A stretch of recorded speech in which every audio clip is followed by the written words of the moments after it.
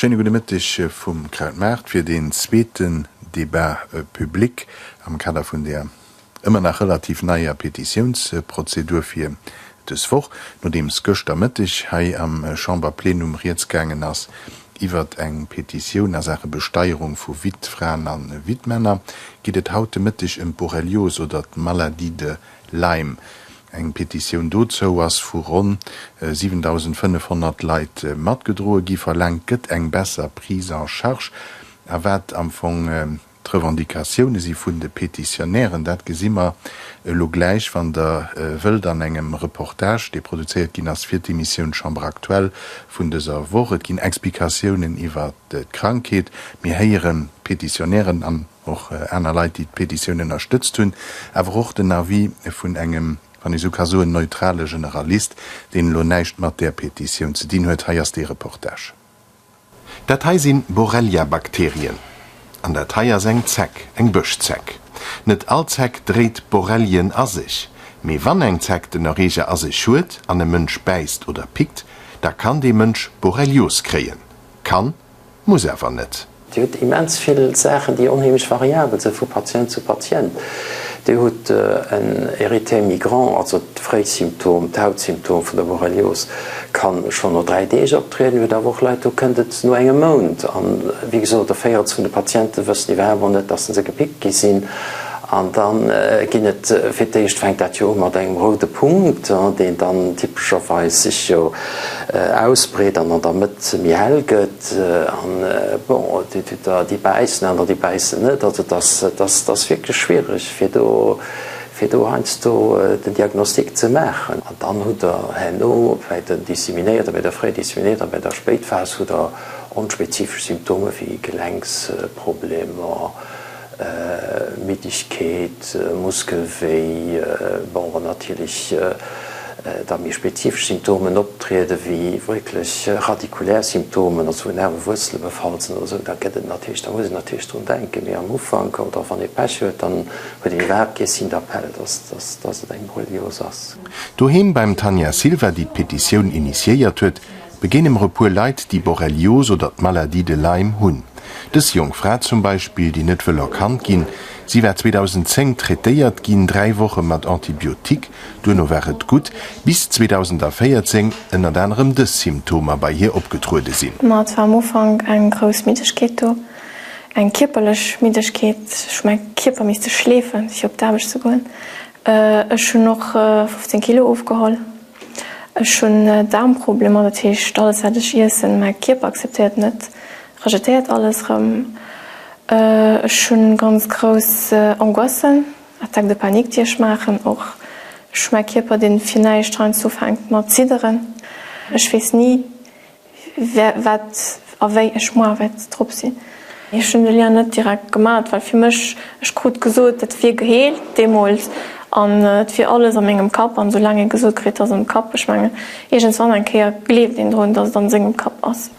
Margot Kappler hat recht nur 2 Jahre einen Doktor fand, den an ihren ein richtigen Tretement mischt. Wie sie am November zu Jahr damit angefangen hat, konnte sie nicht mehr stehen, nicht mehr schwätzen. Vom Tretement an, also kann ich laufen, 10 war ja ganz schlimm, sind ich auf 9, das ist auch wird schon ein bisschen verbessert. Ne? Und ich hoffe, dass es doch los so viel geht, und ich gesehen, dass und ein guter Weg sind. Also die Hoffnung, dass es wirklich am helfen ist, weil sie doch körperlich spüren. Ne? De Marc Pauli als Chercheur an engem Laboratoire am CHL hin huet Maladie de Lyme an as ganz kritisch mat dem Milieu, an dem he schafft.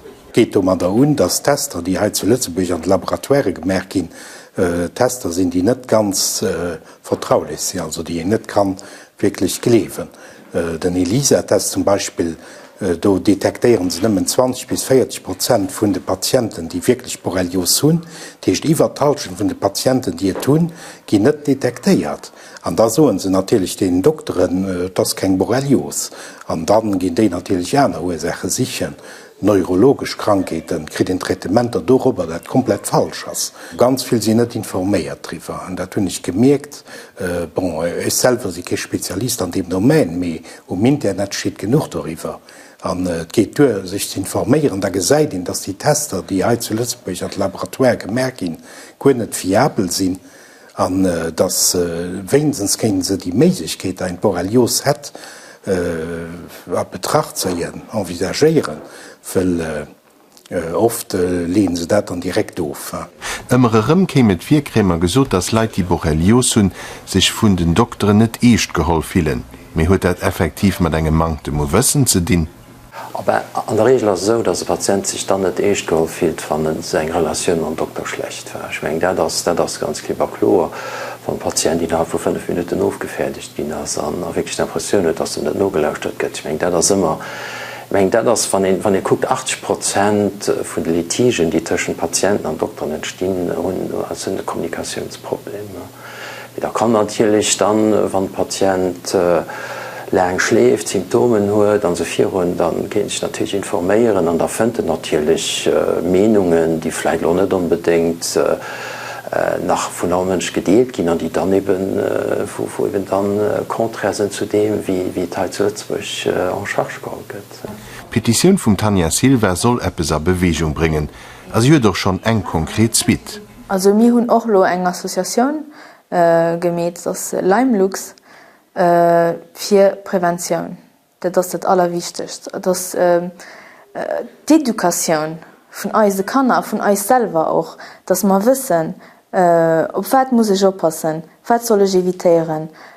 Schilder am Busch oder an den Parken, überall. Das muss gemäht gehen an nicht nimmen auch die Leute wo schon krank sind wo schon eine chronisch Form von der Borrelios hun die müssen geholfen gehen es gibt Möglichkeiten es gibt Etüden es gibt Travaux die gemäht sind es gibt immens viele Sachen die beweisen dass Borrelios nicht just eine Depression ist. Tanja Silva, d'Initiateurin vun der Petition, loset ginn vun am moment 4 Matstreiter am Chamberplenum fir also dëssen Debat publik zu dem Matstreiter zielt, iwwer soch ganz längsam Bild vun dem Gruppen franzésche Professor, den sich op dem Sujet gemerk huet. Den Debat publik also lo gleich mat den Vertreter vun 3 verschiedene Chamberkommissionen, die haut mat dabei sind, Kommission vun de Petitionen natierlich, an dann awer och Santé an Securité Sozialskommissionen sinn hai vertruden. Der Chamberpräsident selber huet wie auch schon Göster hält drop 4 Wochen haut dabei zu sinn. Den Debat publik verlieft selvichte Schema wie Alkeiers, dat heißt, dass wir deicht wären dran 10 Minuten Petitionären Wurkräie fir Nachrenker hier Ulayes ze lehen, ihre Revendikationen deutlich zu machen. Duno soll ein froh Antwortspiel mat den Deputierten entstehen, respektive eine Diskussion mit der Volksvertreter, ihr dann zum Schluss von dem Debat publik die Regierung als vertreten durch Gesundheitsminister Lydia Mudjan, den Minister von der sozialen Sicherheit Romain Schneider.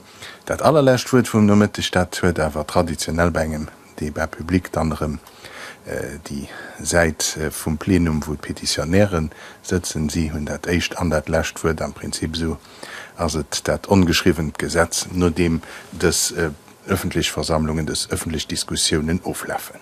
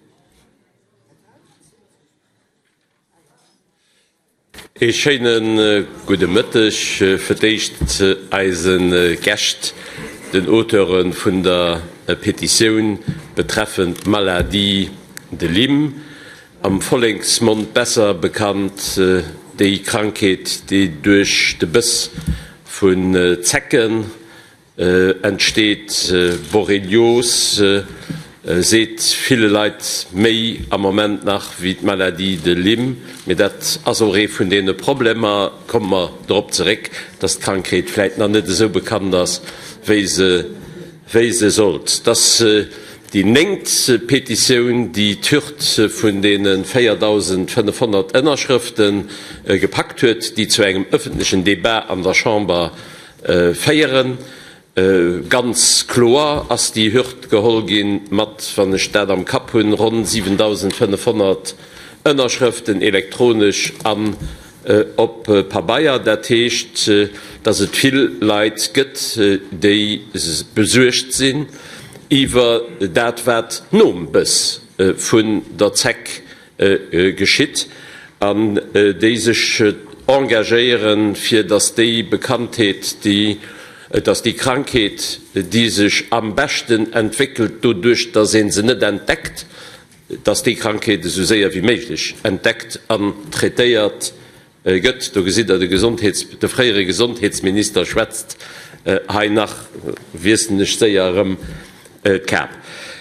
Ihr wisst, dass Petition ein Mittel ist für Problem, eng Diskussion hai an Chamber heranzubringen, die vielleicht sonst nicht an der Chamber gelandet wäre, das also deputiert an einem Haus von der Demokratie darüber diskutieren, zusammen noch mit der Regierung, an dann aufweihen, wie reagiert wird, ob die Demand, die von der Leid, also an diesem Fall, erst kennt. Ihr wisst doch, dass eng Petition, die erfolgreich ist, noch nicht heißt, dass das Problem mit einem Coup de Baguette magique gelöst ist, aber dass es jedenfalls Agenda steht, an auch diskutiert wird. Wir haben eine ganze Reihe von Gästen, die weisen, wie echt Petition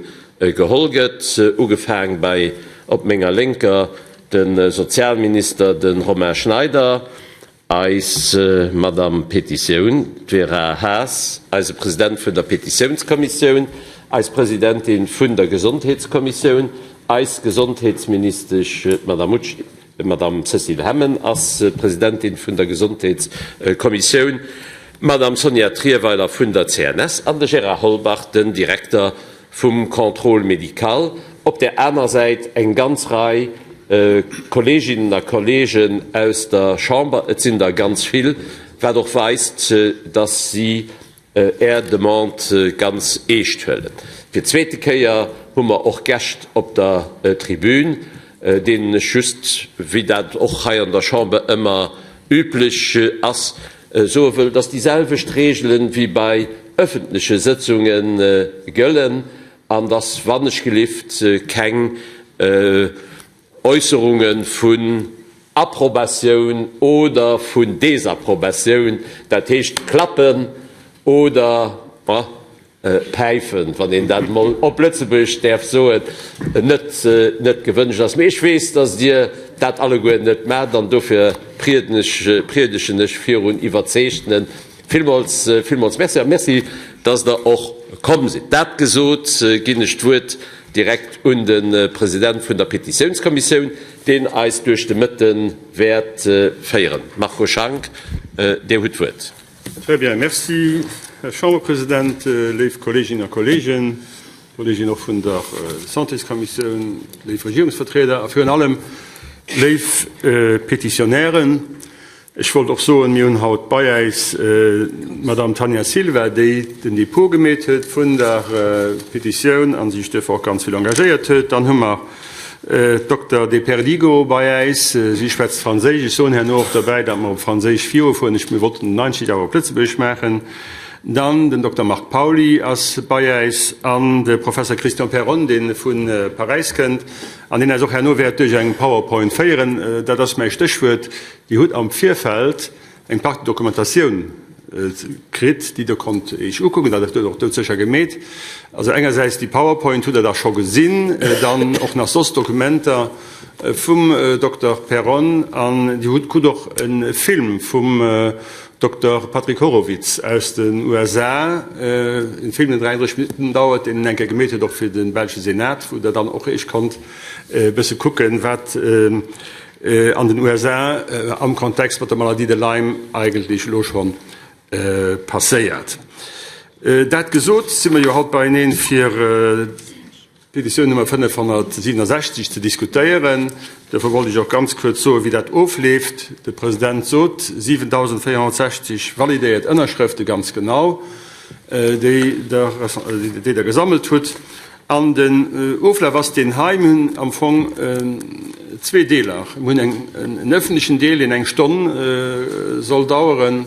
An der Stunde soll dann auch in Échange entstehen zwischen den Petitionären und den Deputierten, so froh Antwortspiel, über das Sujet, dat Revendikationen von den Petitionären noch klar gehen, und dann nur dem öffentlichen Teil, mit den verschiedenen Interventionen, ist und danach gleich, dann haben wir einen nicht öffentlichen Teil, wo dann Deputiert ändert sich zusammen auch nach mit der Regierungsvertreter gucken, wie eine Konklusionen da den zieht, für Petitionen weiterzubringen, respektiv, was soll weiter geschehen. Ich meine, das ist das, was ich als Petitionär ganz stark hier auch interessiert. In dem Element, dass den Hai Petitionäre fangen an, die haben 10 Minuten für die Präsentation, und wenn das 2 Minuten weiter ist, ist das nicht schlimm. Ich probiere aber trotzdem, dass man nicht so viel aus der Zeit rausgerodet, das hat man für den aufgemäht.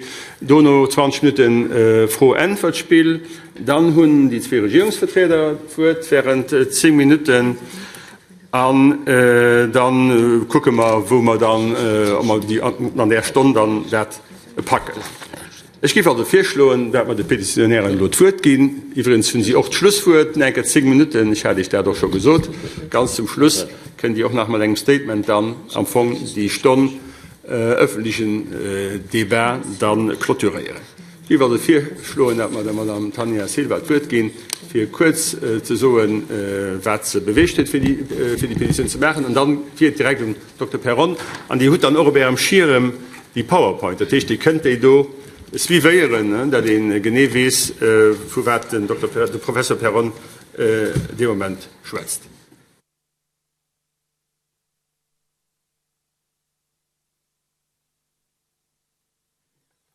Ich bin dann Tanja Silva. Ich habe eine Petition lanciert im Oktober, weil ich Borreliose habe. Ich war schon immer krank.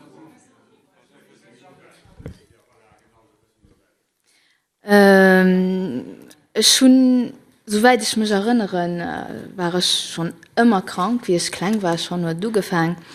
Recht 2015, Jahr, haben sie bei mir ein Borreliose, also habe ich Blutanalyse gemacht, den ELISA-Test, der positiv war. Und schon 3 Wochen also eine Antibiotherapie gemacht von 3 Wochen. Die nur 3 Wochen konnte ich gesagt, ich müsste bei Psychologen, weil konnte nicht mit Borreliose sein und es wäre wahrscheinlich eine Depression. Und schon aber im Internet Etude fand, die beweisen, dass eine chronische Form von der Borreliose möglich ist. Und schon Kontakt aufgeholt mit einer Patientin, die ein bisschen auch die Errance médicale machen, also mat gemäht hun, an schon festgestellt, dass ich nicht das einzig bin, wo an dem Fall ist. Und ich war bei einer Konferenz zu Louvain-la-Neuve an der Welt. Und haben sie ganz viele Informationen gegeben, und Professor Perron war auch da. Und den Dr. Horowitz war auch dabei. Und da habe ich mir gedacht, ja, sie machen das hier an der Belg, wieso nicht bei uns? Wieso sind sie hier so gut informiert und nicht bei uns? Ich habe auch dann einen Doktor gefunden, der mir weitergeholfen hat, weil ich die Antidepresseuren einfach nicht holen wollte. Und ich bin schon ein Jahr mit meinem Traitement am Gang und mir geht viel, viel besser. Ich konnte bald nicht mehr gehen. Ich hatte so wie, wenn mein Gehirn, ich hatte so Gefühl, dass mein Gehirn gebrannt wird. Ich hatte so Flecken auf der Haut. Ich hatte Purpura bulleux. Ich hatte immens viel Kopfweh. Ich konnte meinen Kindern nicht mehr ins Schule gehen. Ich hatte Gedächtnislücken, wie zum Beispiel, ich war dann für der Schule um 4 und dann war bemol alles fort und dann so ich mir, als es wirklich lo 4 Rauer, habe ich verpasst, sie mir meinten, sie mir dünchten, da wusste ich bemol nicht mehr. Und nur mit meinem Traitement geht mir aber viel, viel besser. Ich kann normal trippeln. Ich spüre meine Beine normal. Ich brauche nicht mehr 2 Stunden morgens, meine Beine richtig funktionieren. Über 200 Patienten haben mich kontaktiert, seit ich die Gruppe auf Facebook habe, die Gruppe LimeLux. Es sind Leute, die ganz viele Probleme haben, die nur in 3 Wochen, also von der Medizin konventionell, vom Doktor, kriegen sie 3 Wochen Antibiotika proposiert. Und dann, als es fertig, dann kriegen sie an den meisten Fällen Antidepresseuren abgeschrieben. Ich habe dann auch ein Témoignage geholt. Ich wollte just ein paar Sätze vorlesen. Résidente luxembourgeoise, la quarantaine, piquée au galge-biège par un taon, qui transmet également la maladie de Lyme. Après 3 semaines, un érythème migrant est apparu. En même temps de la fatigue écrasante, 5 visites chez les généralistes, une ponction, Lambert, mais ça ne pouvait pas être la maladie de Lyme. Au bout d'1 mois, sur mon insistance, la prise de sang positive à Lyme. Les médecins ont attribué tous mes maux au côté psychologique. Je ne veux pas grand-chose, juste qu'on me soigne efficacement car je dois et je veux continuer à travailler à plein temps et en forme. J'ai trouvé un médecin aujourd'hui, j'ai fait beaucoup d'analyses de sang, j'ai de l'espoir et je vais déjà mieux. Reinach, eine Patientin, disait, j'ai vu 3 généralistes, un psychologue, 3 psychiatres, un neuropsychiatre, un gastro-entérologue, quelques visites aux urgences. Tout était selon eux dans ma tête, mais mes maux à moi étaient réels. Malgré mon envie accrue d'aller mieux, mon état de santé continuait à s'affaiblir. Résultat positif à Lyme après une prise de sang. Aujourd'hui, je sais contre quoi je me bats, contre une maladie et non contre moi-même. Tout le monde devrait pouvoir vivre avec le moins de souffrance possible et le moins de jugement possible. Encore une patiente, 27 ans, douleur articulaire, maux de tête, lourdeur du visage, fourmillement.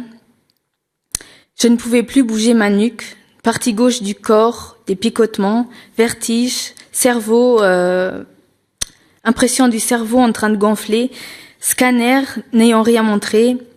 On me renvoie à la maison, je ne pouvais à peine marcher aux urgences. Je souffre, pieds gonflants, mes jambes picotées étaient rouges, gonflement de mes genoux, prise de sang, testé pour la sclérose en plaques et bien d'autres maladies auto-immunes, sérologie positive à Lyme, 21 jours d'antibiotiques, 2 semaines d'hospitalisation, seule face à mes symptômes. Mon cerveau était en train de brûler. On m'a envoyé chez un psychiatre, antidépresseur. Tout ça en 4 mois de temps. 4 mois de calvaire, je suis désespérée. À part une sérologie positive à Lyme, ils n'ont rien trouvé. 4 médecins pour conclure. 4 médecins généralistes, 3 neurologues, un rhumatologue, un angiologue, un orthopédiste, 2 ophtalmologues, un kinésithérapeute et même un dentiste, 3 urgences, une ponction lombaire, 2 IRM, un scanner et des hospitalisations. J'aimerais attirer l'attention sur ce fait que ces patients, ces malades me contactent et qu'ils ne trouvent pas de solution à leur état. Ils sont désespérés. Quand on est face à des médecins qui nous disent que c'est dans notre tête, alors qu'on sent ces douleurs physiques, notre cerveau qui brûle, nos jambes qui nous lâchent, on ne peut plus s'occuper de nos enfants, on a du mal à avoir un rythme de vie. On se demande comment on est admiratif des gens qui travaillent, qui arrivent à tenir leur maison, parce que nous, on n'arrive pas. Et ça empiète sur notre vie privée. Moi, j'ai la chance que mes proches comprennent et m'aident. Par contre, pas tout le monde a cette chance. Il y a beaucoup de divorces, beaucoup d'enfants qui subissent la maladie. Mes enfants subissent ma maladie également. Et en tant que maman, j'aimerais aussi vous dire que mes enfants vont dans les bois. On a tous des enfants. On n'a pas forcément conscience que l'éthique est un vecteur de la borréliose. Et nous-mêmes, on ne sait pas toujours comment enlever une tique. Jusqu'à ce que je sois diagnostiquée, je ne savais pas ce que c'était ça, un tire-tique.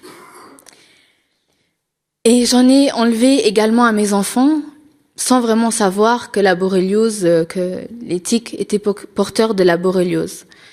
Et je trouve ça très grave, parce que j'aurais pu, en retirant ces tiques n'importe comment, faire régurgiter la tique qui pouvait être porteur de borréliose et transmettre à mes enfants ces bactéries. Donc, moi, à titre associatif, j'aimerais faire surtout de la prévention, des panneaux dans les forêts, dans les entrées des forêts, distribuer des brochures dans les crèches, dans les écoles pour informer les parents et les enfants, et offrir également ces fameux petits tire-tiques pour que tout le monde sache comment, et avec les bons gestes, comment retirer une tique. Et puis, je pense que je vais laisser la parole au professeur Christian Perron. Merci. Merci, Madame Silva. Donc, docteur, vous allez la parole.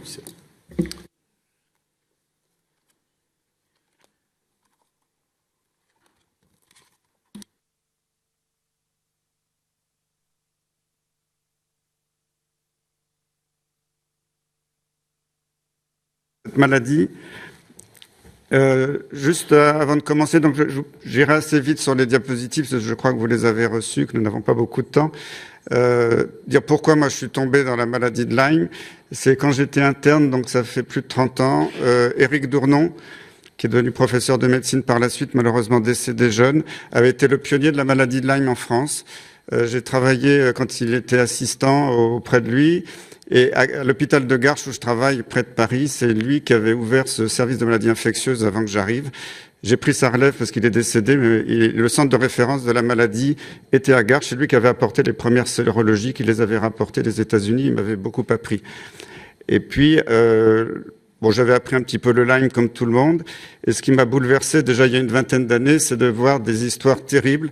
J'ai le souvenir d'un monsieur qui avait perdu 15 ans de sa vie, c'est un monsieur travailleur, intelligent, qui avait une femme, qui avait acheté une maison pour la retaper. Et d'un seul coup, il était fatigué, pris de douleurs horribles, à moitié handicapé, ne pouvant plus rien faire. Il a perdu sa femme qu'il ne croyait pas, on lui a dit que c'était un feignant, son boulot. Et il a vu 80 médecins, 20 psychiatres. Bon, un jour, il a atterri chez moi, sa sérologie de Lyme était négative, comme malheureusement la plupart des malades. Et j'ai accepté de le traiter. Il a ressuscité en quelques semaines. Il est reparti au travail. D'ailleurs, il avait créé une des premières associations qui qui n'existe plus aujourd'hui, mais ces exemples comme ça m'ont frappé. Et je me dis que si on regarde simplement même en dehors du point de vue humain qui est terrible, d'un point de vue économique, le coût de ces malades à la société, vous avez vu quelques exemples. La moyenne, les gens voient des dizaines de spécialistes, sont hospitalisés d'un nombre de fois incalculable avec des examens dans tous les sens, des IRM, des dépenses phénoménales, des antidépresseurs, des arrêts de travail monstrueux, des prises en charge de handicap, parce qu'il y en a qui sont fatigués, qui ont des douleurs, mais il y en a d'autres en fauteuil roulant, sans parler de ceux qui se suicident.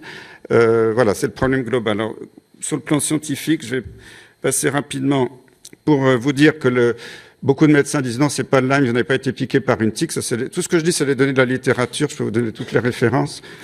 30% simplement des gens se souviennent d'une piqûre de tique. Les nymphes, elles sont minuscules, elles font 2 mm, ça vous pique dans le cuir chevelu, dans l'oreille, ou dans l'arrêt des fesses, ou dans le conduit auditif. Vous ne les voyez pas. L'érythème migrant, qui est la lésion primaire, qui est spécifique, malheureusement, passe inaperçu ou n'existe pas dans beaucoup de cas. Et le problème de la maladie de Lyme, c'est qu'elle peut vraiment tout simuler, comme la syphilis autrefois, on l'appelle la grande simulatrice.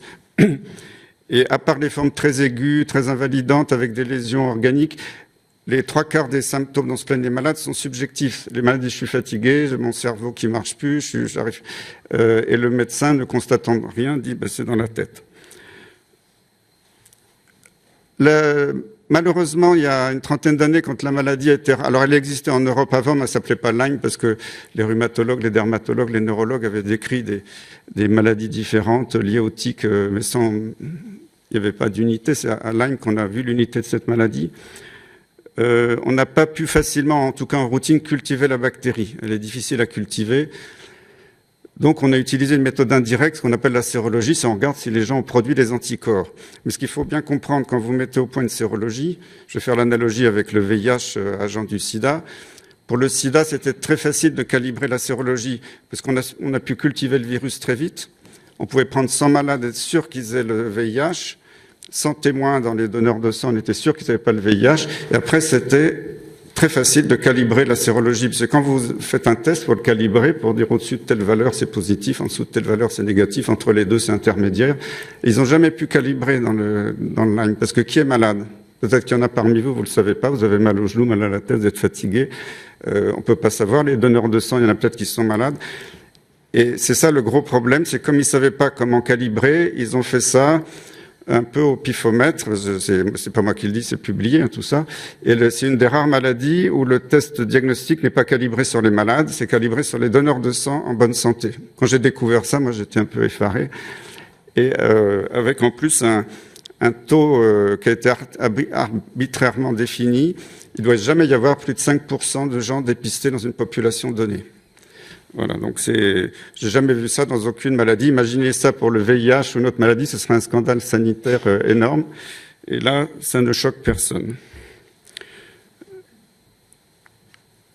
Alors, quand on dit qu'il y a des gens qui s'occupent officiellement de la sérologie, disent nos tests sont parfaits, il faut qu'ils achètent des lunettes et qu'ils lisent les publications scientifiques. Malheureusement, les gens ne savent plus lire. Les tests ELISA, la sensibilité dans les publications, ça va de 20 à 70%. Donc, quand je vois notre centre de référence à Strasbourg, qui on est fiable à 95,9%, c'est un mensonge, c'est impossible. Alors, il y a des publications qui approchent 100%, mais je les cite même pas parce que c'est des séries de malades, par exemple, qui ont été recrutés en rhumatologie. Mais pour un rhumatologue, si vous n'avez pas la sérologie positive, vous n'êtes pas un cas de Lyme. Donc, ils ont publié 100 cas de Lyme, tous positifs, mais on ne peut pas les inclure dans ces statistiques, bien entendu.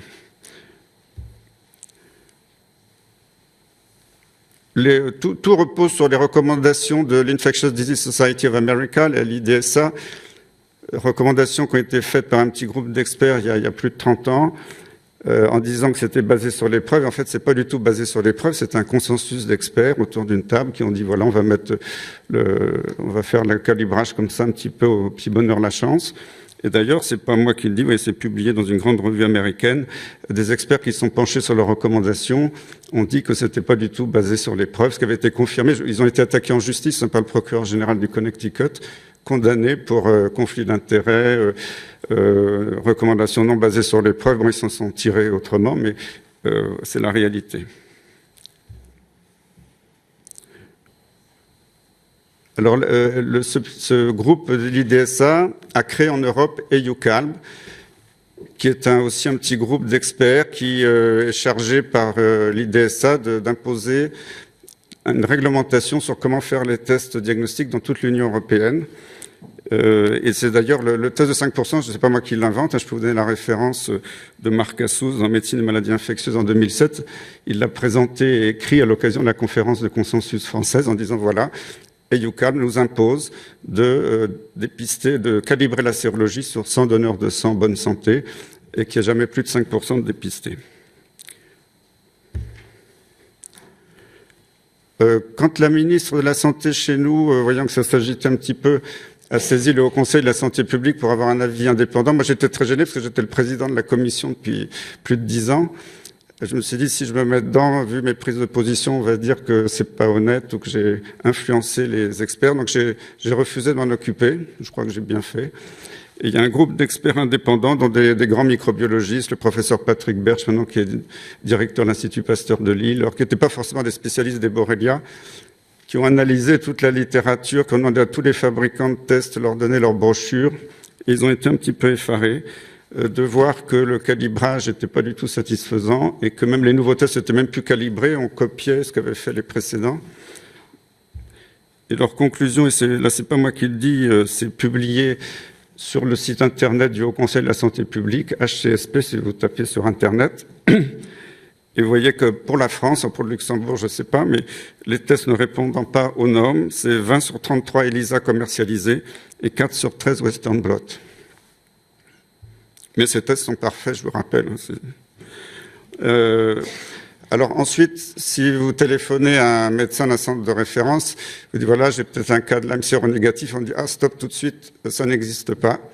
Pourtant, dans les plus grands journaux scientifiques, le New England Journal, le Lancet, depuis plus de 20 ans, des cas, même des séries entières de patients ayant des symptômes compatibles avec le Lyme, avaient une sérologie totalement négative en ELISA, en Western Blot, mais on pouvait trouver la bactérie par culture ou par PCR, c'est amplification génique, parce que ces malades avaient bénéficié un petit peu de techniques de recherche. Voilà, donc ça existe, c'est évident. Pourtant, si vous allez voir un médecin, la plupart des médecins vont refuser de vous prendre en charge en disant que vous n'avez pas de Lyme.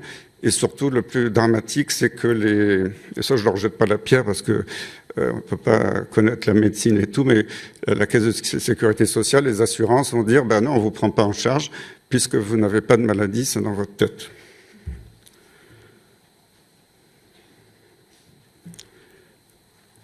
Un autre point, c'est que la souche de référence qui a servi pour le monde entier, qui est imposée au monde entier pour faire les tests, c'est la souche B31 du Connecticut, qui était isolée dans des tiques aux États-Unis. Vous savez qu'en Angleterre, officiellement, il y a peu de Lyme, alors qu'il y en a énormément quand je discute avec des médecins londoniens. Et un Écossais qui en avait assez de voir tous ces tubes négatifs a repris les tubes des patients du congélateur et au lieu d'utiliser la souche américaine, il a utilisé des souches écossaises en faisant la même technique. Et bingo, il y a des sérums qui sont devenus positifs. Donc comme quoi cette souche, elle peut être adaptée à certaines régions des États-Unis, mais n'est pas du tout adaptée au monde entier et à toute l'Europe. Pourtant, c'est celle qui est imposée partout, même si en Europe, on a rajouté Afzelii, Garini, qui sont d'autres espèces de Borrelia. Alors, j'ai eu beaucoup d'espoir en 2011 que les CDC, c'est le Centre d'épidémiologie des maladies aux États-Unis, a revu la définition de cas. Et en 2011, ils ont dit, OK, l'ELISA, c'est pas très bon. Le Western Blot peut suffire tout seul et un médecin peut déclarer un cas de maladie de Lyme aux États-Unis avec seulement le Western Blot, ce qui est impossible, interdit en Europe. Et même les médecins qui ont vu un cas qui est séronégatif, mais il y a tous les signes pour une maladie de Lyme, qu'ils ont éliminé une autre maladie, que ça a répondu à un traitement d'épreuve antibiotique, ont le droit de le déclarer comme cas probable. Alors, du coup, le Lyme est maintenant 10 fois plus fréquent, c'est reconnu officiellement, il est passé de 30 000 à 300 000 cas par an. Et maintenant, c'est reconnu par les CDC d'Atlanta qui disent la maladie de Lyme, c'est un problème de santé publique terrible, c'est beaucoup plus important maintenant que le VIH ou certaines maladies qui posaient problème et qui posent toujours problème d'ailleurs. Donc moi, j'ai cru que déjà, ça allait faire bouger les choses. Et malheureusement, je ne suis pas mis sur la diapo, c'est pas grave, l'IDSA a dit, bon, les critères du CDC, c'est très bien, mais c'est pour les ordinateurs, c'est pour les statistiques. Nous, on refuse de les prendre en compte pour les malades ou les médecins. Alors ça, j'ai jamais vu ça dans une autre maladie. Il y a des critères pour les ordinateurs, 300 000 cas par an. Il y a que 30 000 malades qui ont accès au traitement. Alors, si vous avez une explication, vous me la donnez, mais c'est loin d'être de la science, malheureusement. Alors, je vous ai parlé de Borrelia burgdorferi. Là, je ne vais pas vous faire un cours, mais il y a plein d'autres Borrelia décrites tous les jours. Malheureusement, il y a 0 test diagnostic. Et on sait, on les isole de temps en temps. Alors, c'est des publications sur des petites séries. Alors, on sait qu'il y en a dans les tiques. Même Miyamoto, qui est la nouvelle qui était décrite au Japon, une vétérinaire française, on a trouvé récemment pas mal dans les forêts de Strasbourg, les Ardennes. De mémoire, les Ardennes, c'est pas trop loin d'ici. Et on en a trouvé aussi dans des forêts près de Paris. Et quand j'interroge le centre de référence en France, ils me disent non, Miyamoto, ça n'existe pas. Et on a 0 test diagnostic. Et ça donne des maladies de Lyme, tout comme burgdorferi. Et il y a aussi une chose qu'on n'a pas le droit de dire normalement. D'après l'IDSA, les borrélias ne persistent pas après traitement antibiotique. C'est complètement faux. Il y a des dizaines d'articles chez toutes les espèces animales, chez l'homme. Et là, il y a un article remarquable qui a été fait chez le macaque, montrant que malgré 4 mois d'antibiotiques, de différents antibiotiques à bonne dose, les borrélias s'enquistent, échappent et peuvent se réveiller. C'est pas de la résistance aux antibiotiques, c'est de l'échappement. En plus de la maladie de Lyme stricto sensu, il y a beaucoup d'autres pathogènes, des parasites, les babésias notamment, qui sont très fréquemment en cause chez les animaux. Tous les vétérinaires connaissent la pyroplasmose, c'est une babésia, tout un tas de bactéries dont je vous passerai les noms. Et c'est très important parce qu'il n'y a que les vétérinaires pour l'instant qui sont au courant de tous ces germes. Les microbiologistes médicaux s'en occupent pas beaucoup. Mais je peux vous dire actuellement, il y a une vétérinaire à Maison-Alfort. La publication vient de sortir dans Emerging Infectious Disease. J'ai des gens qui avaient des tableaux de Lyme chronique. Elle a isolé des nouvelles espèces de Bartonella qui n'étaient pas connues chez l'homme, transmises par les tiques. Et chez une de mes malades l'autre jour, elle a trouvé aussi une nouvelle espèce de Rickettsia. Donc, il faut s'attendre maintenant avec les outils modernes à trouver des bactéries qu'on ne connaissait pas dans ces situations. Donc, pour conclure, je dirais, parce que c'est la plus grande polémique récente de l'histoire de la médecine, le nombre de publications sur la maladie de Lyme est gigantesque. Et pourtant, on reste, si je refais la comparaison avec le VIH, j'ai connu les deux apparaître à quelques années près en même temps, le VIH, ça change tous les ans. Il y a, au début, l'ELISA ratait 30% des malades. On était bien content d'avoir le Western Blot qui ratait encore un petit pourcentage, puis on a amélioré les tests. Et dès qu'il y avait un nouveau test, il était incorporé dans les recommandations. Le traitement a changé 150 fois pour le plus grand bien des malades. Et dans le Lyme, rien n'a changé. C'est-à-dire que l'histoire de l'ELISA qui est parfait, ça fait 30 ans qu'on sait qu'il n'est pas parfait, mais il est écrit partout. On n'a jamais revu ça. Donc, j'arrive pas à comprendre pourquoi c'est la seule maladie dans les maladies que je connaisse où rien n'évolue. Alors, ce qui est très intéressant, c'est toutes les publications qui sortent en ce moment, qui montrent qu'il y a la Borrelia, la phase aiguë, c'est celle à laquelle on s'intéresse dans la médecine officielle aujourd'hui. Il y a la forme persistante de Borrelia qui nécessiterait des traitements d'entretien. Et alors, si beaucoup de collègues sont anti-Lyme, il faut bien reconnaître, c'est pas tellement, ils s'en fichent qu'il y ait 10 ou 100 fois plus de cas, c'est à cause des antibiotiques. Parce que moi, je suis le premier à être préoccupé par cette histoire d'antibiotiques, la résistance, et tous les responsables de santé publique, bien sûr, sont préoccupés par ça. Et je le comprends tout à fait, mais il y a des tas d'autres pistes. On sait qu'il y a des antiparasitaires, des anti-champignons, alors qui tapent aussi sur des co-infections, mais là, il y a toute une équipe de chercheurs aux États-Unis. D'ailleurs, Auverter est en train de tourner sa veste, parce qu'Auverter, qui est un des membres du club de l'IDSA, disait, il a publié dans le Lancet il y a quelques années que les formes persistantes de Borrelia, c'était du charlatanisme, et maintenant il publie sur les formes persistantes de Borrelia. Donc c'est très curieux. Je suis content, hein, mais on sait que ces formes persistantes peuvent avoir des récepteurs à des molécules qui sont anti-champignons, antifongiques, des vieux antilépreux, semblent marcher très bien. Donc on pourrait tout à fait, s'il y avait de la recherche, avancer avec des solutions non antibiotiques pour les traitements prolongés. Malheureusement, il y a 0 sous pour la recherche sur le Lyme dans beaucoup de pays. Alors, je termine juste sur la politique pour vous dire qu'il y a des lois qui commencent à passer dans certains pays pour reconnaître le Lyme chronique. Dire que les tests diagnostiques sont mauvais, c'est que en Virginie, un médecin peut être attaqué en justice s'il oublie de dire à son patient que le test n'est pas fiable. C'est un peu l'inverse de ce qui se passe en Europe.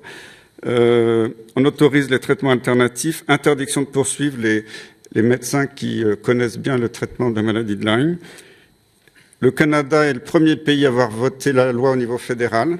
Et je suis très heureux parce que les Canadiens m'ont demandé d'aller les rejoindre au mois de mai à une réunion organisée par le gouvernement canadien pour modifier les recommandations. La Virginie, le Vermont, l'État de New York ont passé la loi.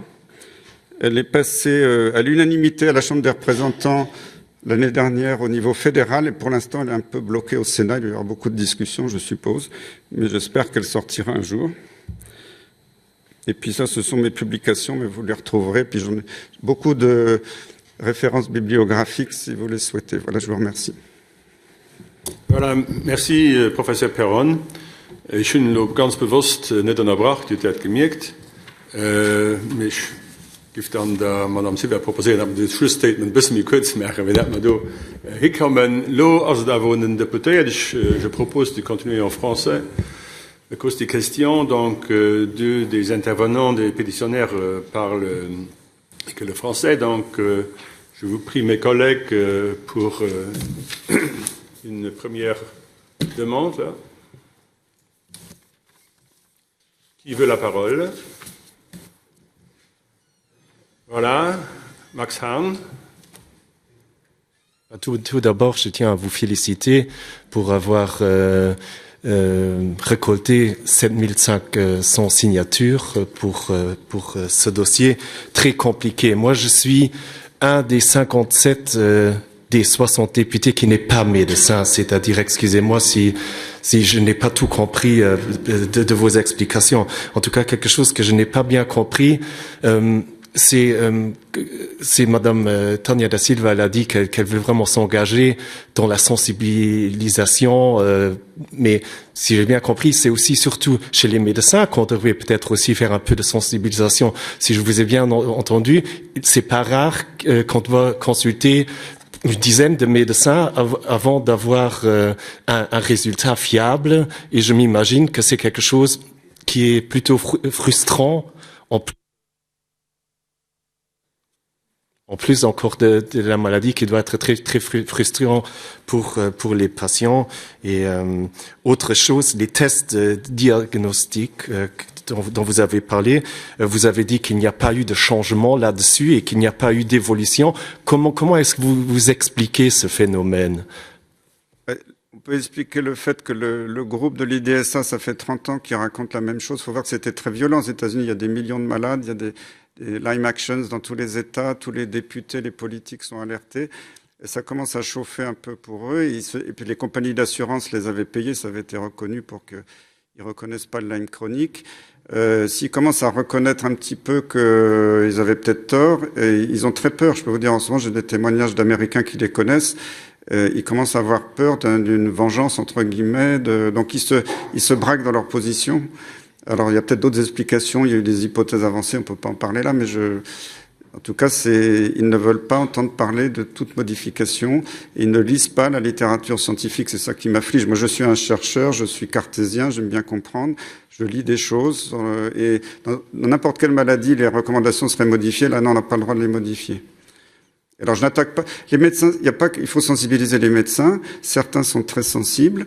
Le problème, c'est qu'un médecin en France ou dans un autre pays se dit tiens, je vais prendre en charge les maladies de Lyme. Au bout d'un certain temps, il va se faire attaquer par les autorités de santé pour mauvaises pratiques. Et je peux vous dire que là, en ce moment, il y a 2 ou 3 médecins généralistes qui sont en train de perdre leur licence en France à cause de ça. Il y en a eu beaucoup aux États-Unis. Bon, maintenant, aux États-Unis, on ne les poursuit presque plus depuis les nouvelles lois. Donc, les médecins ont peur.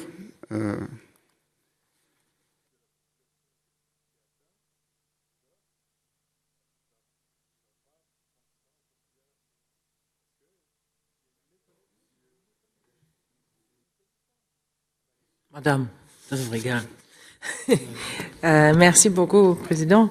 Moi, je suis un des 3 médecins de la Chambre des députés. Je suis urgentiste et ce qui m'étonne un peu, c'est que nous avons une grande liberté thérapeutique dans ce pays et je n'ai jamais eu mémoire de quelqu'un qui aurait été menacé ou le traitement a été refusé par le contrôle médical, je pense, le contrôle du directeur.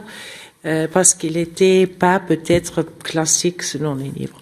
De plus, ce qui m'étonne beaucoup aussi, moi j'ai fait mes études il y a, bon, je ne vais pas le dire, mais ça fait longtemps.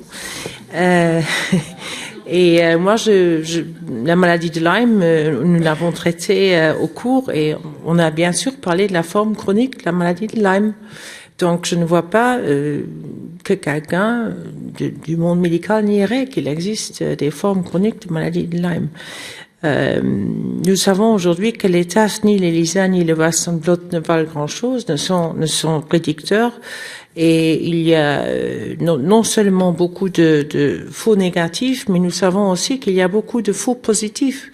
Donc il y a des gens qui sont positifs au test sans avoir jamais eu la maladie, donc qui ont été, ou bien, je pense dans vos papiers qu'on nous a donnés, il y a les deux hypothèses qui font qu'il y ait des faux positifs. Donc il reste un espoir, c'est le fameux TTL qui n'est pas fait ici à Luxembourg et je pense que c'est peut-être une possibilité. Nous envoyons les échantillons à l'étranger, c'est peut-être une possibilité pourquoi pas de permettre au laboratoire national de santé d'effectuer des TTL. Ça, c'est mon premier bloc de questions. Mon deuxième va à Madame Silva, que je comprends qu'elle a eu un parcours de souffrance, comme d'ailleurs beaucoup de patients qui n'ont pas seulement de la maladie de Lyme, mais il y a des maladies difficiles à cibler. Nous avons dit que la maladie imite, comme la syphilis autrefois, elle peut imiter en fait toutes les autres maladies ou plein d'autres maladies. Ce qui m'étonne par contre, c'est que moi je peux dire que dans la 3e, 4e génération, je suis luxembourgeoise de souche, nous savons très bien que les tiques qu'on devrait essayer de les enlever aux animaux, qu'on a intérêt à bien désinfecter l'endroit, bien que peut-être mon grand-père ne savait pas encore que ce qu'était une borréliose. Je pense que c'est quand même quelque chose qui est largement connu et si je suis bien informée, à l'école primaire, les enfants sont quand même dans leur cours de sciences naturelles, ou je ne sais pas comment ça s'appelle, c'est pas biologie, mais sont éveil aux sciences, merci Madame la Présidente, sont quand même sensibilisés à ce problème. Donc je ne comprends pas du tout comment Madame Silva a pu passer tellement de temps pour se faire. Chaque pharmacie vous informe sur la manière d'enlever les tiques. Je ne comprends pas très bien pourquoi ça l'a pris tellement de temps pour être sensibilisé à cette possibilité. Je vais juste répondre. Ça fait pas tellement d'années que j'étais à l'école et je ne m'a jamais appris à retirer une tique. Je pense mes enfants non plus. Hein. Mon fils a 7 ans, s'il voit un petit point noir, si c'est un nymphe, il va pas forcément savoir la retirer. Il va gratter et puis la tique ou le nymphe va régurgiter ses bactéries et l'infection est transmise. Alors, je vais prendre Dr Mertens. Oui. Merci d'abord au professeur pour les explications. Moi, je suis médecin de campagne depuis 30 ans et un peu plus. J'ai travaillé également en Autriche. 4 années, j'ai enlevé beaucoup de tiques. C'est Dr Mergen qui peut me confirmer ça. Je crois en Autriche, c'était terrible dans certaines régions. Là, on a transmis Avazamé. C'était donc le virus. Mais je veux dire, et je regrette beaucoup le parcours que Madame Silva a donc parcouru. C'était terrible pour cette terrible maladie et c'est donc un état. Moi, je peux dire, et si vous allez avec moi dans mon cabinet, je peux vous montrer tout de suite, je trouve les dossiers dans 5 minutes où je peux vous montrer la même chose. J'ai eu beaucoup de patients avec tic, j'ai traité comme notre urgentiste, Madame Mergen également. Si on a de la chance, les tests étaient après négatifs. J'ai fait des tests, c'était positif. Le monsieur est venu avec son érythéma migrans et c'était donc facile de savoir, c'était une tique et puis j'ai traité aux antibiotiques avec grand succès, mais il y en a eu où ça ne fonctionnait pas et j'ai 2 patients qui sont chroniques, mais je peux vous montrer, et ça je veux dire et expliquer qu'on n'est pas quand même ici dans la brousse, hein, que notre ministère de la Santé, et là je dois vraiment dire, fait tous les efforts. S'il y a une nouvelle maladie, on est informé tout de suite. Il y a chaque année, je crois, la ministre de la Santé peut nous expliquer après, une campagne où les gens sont informés informer sur l'éthique, on donne des recommandations, comment se promener, etc., pour ne pas l'avoir. Et dans le cas d'un cas chronique, si moi je vois que ça fonctionne pas comme médecin généraliste, j'adresse tout de suite à un neurologue et je peux vous montrer des rapports de neurologues, le centre hospitalier, également les confrères d'Attelbrück, il y en a 8, qui vraiment font tout leur possible pour aider aux gens et les adressent dans un centre spécialisé s'ils savent que là on peut faire quelque chose. Donc, une deuxième question que je voulais poser, quel est maintenant le but de cette pétition? Est-ce que nous avons un but? On peut retenir peut-être c'est l'information.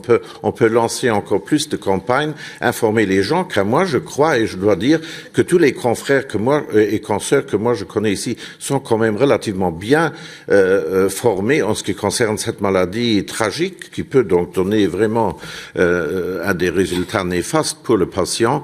Et donc je veux savoir, est-ce qu'on informe maintenant plus, on fait plus de campagnes ou pourquoi? Car nous avons tout le soutien de notre ministère de la Santé. Si moi je communique ça à un confrère, une consoeur qui travaille au ministère de Santé, on fait tout notre possible et le ministère mobilise tout et nous donne tout l'argent pour adresser quelqu'un n'importe où dans le monde pour être aidé dans beaucoup de maladies. Donc il faut une fois dire ça, savoir que, et un grand merci au ministère de la Santé pour ce travail. Donc moi je ne sais pas ce que ceci donne.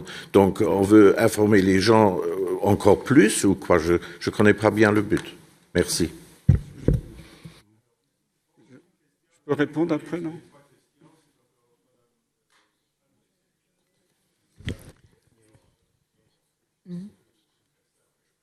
Merci, Monsieur le Président. J'ai en fait 2-3 questions. Il s'avère que j'avais posé une question parlementaire à Madame la ministre de la Santé au sujet de la maladie de Lyme en octobre déjà. Et là, on nous a confirmé qu'il s'agit d'une maladie infectieuse scientifiquement reconnue et elle tombe sous le champ d'application d'un règlement grand-ducal où il y a obligation de déclaration de la part des médecins. Or, le problème, je voulais avoir votre feedback, semble résider dans le fait que les déclarations ne se font pas de manière systématique. Et la question qui en découle, j'avais vu avec intérêt votre interview dans l'organe de presse où il y a eu la déclaration d'un médecin sous forme anonyme qui dit quand même que la maladie de Lyme n'est pas forcément traitée beaucoup dans les cours de formation de médecine, genre 3 minutes et on y passe, mais peut-être si c'est une maladie qui a tellement de conséquences néfastes sur la santé des gens, il faudrait peut-être y mettre plus de soins ou bien intégrer dans la formation continue des médecins. Vous avez peut-être des expériences à nous dire. Et la dernière question, c'est que dans certains pays, il existe une cartographie justement où il y a des régions qui sont plus touchées que d'autres par les tiques. Est-ce que, par exemple, ça pourrait servir, si on disposait au Luxembourg d'une cartographie plus spécifique, ça pourrait servir éventuellement à la prévention? Merci.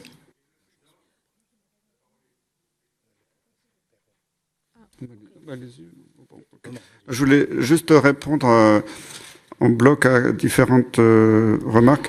Pour les faux positifs, bien sûr qu'il y a des faux positifs. Il y a des chasseurs qui sont piqués tous les jours par des tiques, qui sont jamais malades, qui ont des anticorps.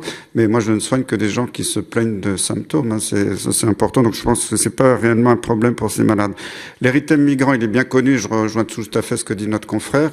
Malheureusement, beaucoup de médecins devant un érythème migrant ne veulent pas le considérer comme une maladie de Lyme, parce qu'il y en a encore beaucoup, je peux vous dire, j'ai des témoignages de patients, et quand c'est le patient quelquefois qui réclame très fortement des antibiotiques, comme ça devrait être fait dans le consensus, le médecin refuse, ou quand il accepte, il donne 5 jours d'une dose très faible d'antibiotiques, ce qui n'est pas du tout suffisant. Dans le consensus, c'est minimum 2 semaines d'une forte dose. Ça n'est pas fait, donc beaucoup... Alors, le traitement marche pas à 100% dans la forme primaire, mais il marche quand même pas mal. Et si déjà on savait enlever la tique, reconnaître et traiter les érythèmes migrants, on aurait beaucoup moins de formes chroniques qui coûtent très cher à la société. Le but de la pétition, bon, c'est faire beaucoup de formations, bien c'est sûr, mais le but de la pétition, c'est d'exiger de la recherche pour des tests fiables. On peut pas rester au Moyen-Âge avec des tests qui sont pas fiables du tout. Et moi, je suis chercheur, ça coûte pas très cher de faire des recherches quand même. Il suffit de se tourner vers les laboratoires vétérinaires qui développent des techniques. Moi, il y a un vétérinaire, il m'a fait rire, mais le pauvre il était très malade avec sa femme. Il a fait circuler une pétition en France. Il a subi le déni des médecins. Il s'est fait passer pour un chien avec sa femme pour avoir accès au diagnostic dans un laboratoire vétérinaire. Mais les vétérinaires sont bien en avance, hein, je peux vous dire. Et puis sur les cours sur la maladie de Lyme aux étudiants, je suis tout à fait d'accord. Moi, je dois être le seul à faire un cours en parlant de la forme chronique. Quand je discute avec les étudiants, dans la plupart des facultés, on leur dit que ça n'existe pas, que c'est inventé par Internet. Donc c'est traité en 2 minutes. Voilà. Oui, j'aimerais répondre parce que je suis médecin, donc je pense que je peux, en tant que confrère et consoeur aussi, me permettre de critiquer un petit peu mes collègues avec toute ma tendresse, hein, parce que je suis la première à reconnaître humblement que je ne connaissais rien à cette maladie jusqu'à que j'ai été malade. Ça, c'est la vérité. En fait, j'ai fait le diagnostic moi-même, mais malheureusement pour moi, par ma méconnaissance de la maladie, j'ai tardé beaucoup à me rendre compte de ce qui m'est arrivé parce que je ne suis pas de sorte à me plaindre au premier mot de tête. Donc j'ai dû attendre vraiment à avoir toutes mes articulations touchées, tous mes muscles touchés, des maux de tête épouvantables. Je vous dis pas tous les symptômes parce qu'on pourrait être ici jusqu'à demain. Et c'est là où je me suis dit, mais tiens, non, là, il y a autre chose. Et dans mon sommeil, j'ai eu le flash, j'ai dit, tiens, je sais ce que j'ai. Et comme je travaille au Labo national, j'ai dit à mes collègues le lendemain, tu me fais la Lyme, je suis sûre que c'est ça. Mais évidemment, c'était une Lyme très avancée. Effectivement, les tests a été positif tout de suite. Et donc, j'ai compris mon malheur. Et après ça, je me suis dit, tiens, c'est pas mon spécialité, je connais rien à ça. J'ai fait la biblio, mais je me suis dit, je vais quand même aller chez les collègues, que certainement connaissent mieux que moi. Donc, je vais vous dire, j'ai été chez au moins 2 médecins de famille, un neurologue, un médecin d'infectieux, tous des collègues que j'apprécie. C'est-à-dire, on n'a pas été formés, on n'a pas été formés. Mais donc, comment j'ai fait ma biblio? J'ai commencé à faire ma biblio. Je suis aussi docteur en sciences, donc chercheuse dans mon esprit. Donc, j'ai essayé de dialoguer avec mes collègues, de dire, tiens, cette dose de médicaments que tu me donnes, à mon avis, c'est pas assez. J'ai lu que c'est pas assez. J'ai lu que c'est pas la dose, et ils m'ont répondu, ah ben si, ça suffit 3 semaines.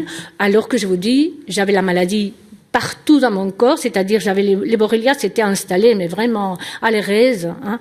Donc c'était pas une maladie débutante. J'avais pas vu mon érythème parce que je pense que je l'ai eu dans les cuisses chevelures. Donc oui, mes collègues, avec vraiment leur bonne volonté, m'ont dit non, c'est suffisant, 3 semaines, t'es folle, tu peux pas prendre plus que ça. Donc je me suis dit, allez, je vais me plier à ce qu'ils disent, ils savent certainement plus que moi. Ok. Donc j'ai pris mes 3 semaines d'antibiotiques, et j'étais aussi malade qu'avant. Avec la dose qu'ils m'ont donnée, je me suis dit, tiens, peut-être que la biblio que j'ai fait quand même avait plus raison. Donc j'ai prolongé mes antibiotiques de moi-même. Pendant 3 mois, j'ai eu une certaine amélioration, bien entendu, mais les symptômes continuaient. J'ai à nouveau vu un autre médecin ici au Luxembourg qui m'a dit « Ah mais non, mais vous arrêtez maintenant les antibiotiques, ça suffit maintenant, ok ?» J'ai dit encore une fois, je me suis pliée sagement, j'ai dit « Ok, je vais m'arrêter », alors que j'ai continué à avoir des symptômes. Donc j'ai arrêté mes antibiotiques, et donc... 1 an après mon premier diagnostic, ça a recommencé de plus belle, mais alors terrible, je devenais folle. Hein. Je devenais folle, et je peux vous dire, j'ai quand même un travail qui me permet d'être assise parce que je suis médecin. Je ne comprends pas et je ne pourrais pas imaginer un seul moment si j'avais été ouvrière quelque part, parce que je me suis traînée au laboratoire comme je pouvais, je me suis payé des massages des muscles pour chauffer mes muscles, pour pouvoir tenir debout et aller au laboratoire plus d'un mois tous les matins avant d'aller travailler. J'ai quand même assumé mon travail parce que pour un médecin ou pour moi qui a un travail de laboratoire, je suis en face de mes chromosomes, personne va se rendre compte si je passe pour un karyotype 3 heures à réfléchir parce que la lenteur des pensées est terrible. Même que ça fait peur, quand on est habitué à réfléchir vite, quand on est habitué à être très active et que d'un coup on est là devant une explication qu'on n'arrive pas à traiter dans notre tête, ça fait peur. Je me disais, mais qu'est-ce qui m'arrive? On me parlait, on était au travail, on discutait des cas, et j'étais là à traiter mon information pendant longtemps, bon, bref. Donc, jusqu'à que j'ai refait ma biblio, maintenant je vais vous dire que je suis spécialiste parce que ça m'a tellement intéressé que je lis tout ce qui se trouve sur la Lyme, et c'est là où je me dis, effectivement, je dois reconnaître que je n'étais pas formée, et que je ne connaissais rien, absolument rien. J'ai fait mon propre diagnostic clinique, mais vraiment, il a fallu que les symptômes soient vraiment déjà partout pour que je m'en rende compte. Donc, même mon parcours en tant que médecin n'a pas été aussi simple. Donc, vraiment, je félicite mes collègues qui sont ici et qui connaissent la maladie et qui vraiment sont, je dirais, attentifs à cette maladie, parce que moi-même, je ne l'étais pas. Et même pas mon entourage, même pas mes enfants, parce que vraiment, aussi je dois dire, pour être honnête, que depuis que je suis là, ça fait 20 ans, je n'ai jamais reçu, je reçois toutes les campagnes que le ministère de Santé fait pour la chaleur, pour le sida, pour les tabacs. J'ai jamais reçu de papiers pour la Lyme. Peut-être qu'ils se sont perdus en route. C'est possible, mais je pense sincèrement qu'on peut améliorer l'information et la formation des médecins, de mes collègues, pour cette maladie. C'est tout ce que j'ai à dire. Merci. D'abord, j'ai Nancy Arendt.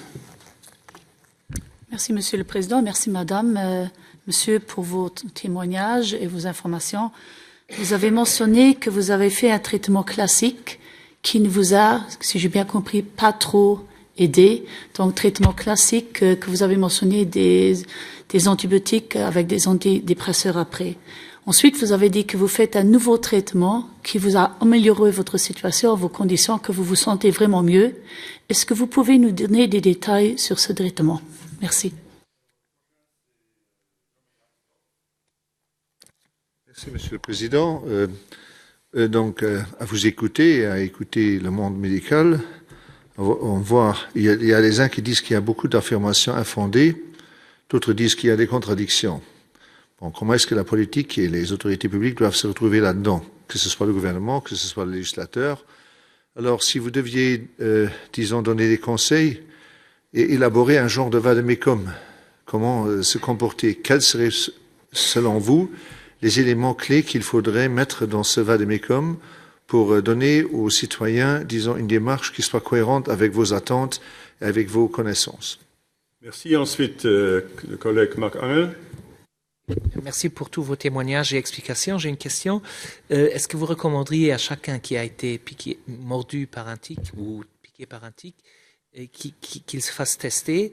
Et si on est testé positif, est-ce qu'il faut commencer un traitement tout de suite avant qu'il y ait des symptômes qui apparaissent, ou est-ce qu'on peut rester sans symptômes?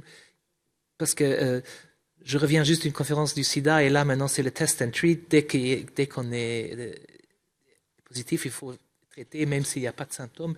Donc comment sont les traitements chez vous?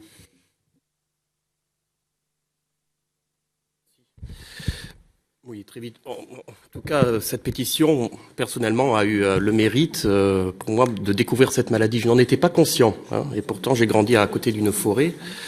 Et quand j'ai parlé autour de moi, à des amis, à des proches, leur expliquant que je vais participer à ce hearing, il y en avait un certain nombre non plus qui n'étaient pas conscients que cette maladie existait. Donc, je n'ai pas conscience non plus d'avoir été formé dans ma jeunesse à cela. Mais ensuite, il y a quelque chose qui m'a frappé en lisant quelques articles concernant la pétition maintenant. Alors, je ne sais plus s'il relatait le parcours du combattant de Madame Silva ou de Monsieur Paoli, mais je pense ne pas l'avoir entendu aujourd'hui encore. Ça concernait justement le système de dépistage. ELISA, qui n'est pas très fonctionnel, donc qui pourrait dépister entre 20 et 40% des cas, et que je crois que c'est un de vous deux, ou peut-être vous deux aussi, ont dû aller en Allemagne à vos propres frais, parce que la CNS, en fait, refusait tout simplement de vous faire passer ce test ou bien de vous le rembourser. Enfin, j'avais cru comprendre qu'il s'agissait d'un gros problème bureaucratique parce que c'est un autre volet également. Je vais répondre. J'ai fait un test ELISA au Luxembourg qui a été positif. Et après 3 semaines d'antibiotiques, donc je n'étais plus malade pour mon neurologue qui m'a envoyé chez un psychologue. Je suis allée voir également 2 médecins de famille qui m'ont certifié que j'avais besoin juste d'antidépresseurs. Puis j'ai, grâce à une association française, trouvé un médecin au Luxembourg qui soigne la maladie de Lyme. J'ai fait des tests en Allemagne parce qu'ici ils font le test ELISA qui trouve juste la souche Borrelia burgdorferi. Et moi, en Allemagne, j'ai été positif à Borrelia burgdorferi, Borrelia garini et Borrelia hazeli, qui sont des souches qui attaquent également la peau et les nerfs. J'ai également testé des différentes co-infections positives. Et j'aimerais juste attirer l'attention sur au tout début de ma propre enquête, j'avais trouvé sur santépublique.lu des informations concernant la maladie de Lyme et il était bien mentionné que des mois ou des années après l'infection, une atteinte généralisée peut survenir au niveau des articulations ainsi que du cerveau et également que le diagnostic est posé à temps et ceci grâce à un examen clinique et quelquefois une analyse de sang. Ça veut dire que on sait très bien que le test ELISA n'est pas fiable et que nous avons le test LTT qui est fiable à plus de 90%, mais celui-ci n'est pas remboursé par la CNAS. Donc, moi, toutes les analyses que j'ai faites concernant la maladie de Lyme, je les ai faites en Allemagne et pas ici, et ça n'existe pas ici. Ils sont de toute façon envoyés dans un autre labo en Allemagne que je dois payer. J'ai également reçu un refus de prise en charge pour un PCR Babesia. Je ne sais pas pourquoi. J'ai dû le payer également de ma poche. Et pour répondre à votre question, mes traitements sont basés sur des antibiothérapies, pas systématiques. Je fais également des pauses, des probiotiques, suppléments, magnésium, du zinc. Tout ça n'est pas remboursé et je le paye de ma poche. Voilà. Et j'aimerais aussi préciser que je ne suis pas la seule à faire ces tests en Allemagne. J'ai eu beaucoup de témoignages. Nous sommes tous obligés, si nous voulons être correctement diagnostiqués, de passer la frontière et d'envoyer notre sang en Allemagne. Et on pourrait le faire ici. Il suffit d'avoir, de remplacer le test ELISA par un test, un bon test, notamment le Western Blot. Bon, il est fiable à 60%, mais le test LTT est fiable à 90%. J'ai personnellement parlé avec les laborantins du laboratoire réuni qui m'ont dit qu'ils n'ont pas la main pour faire ces tests. C'est pour ça que le sang est envoyé en Allemagne. Et à partir de ce moment-là, si on a on propose des formations médicales aux médecins laborantins, etc., on peut, pourquoi pas créer un centre anti-Lyme, centre de compétences, proposer des formations continues ou un congrès ou autre. Et à partir de ce moment-là, on pourra aussi avoir des statistiques fiables parce que en 2015, nous avons eu 0 cas déclarés au Luxembourg. En 2014, il y en a eu 3.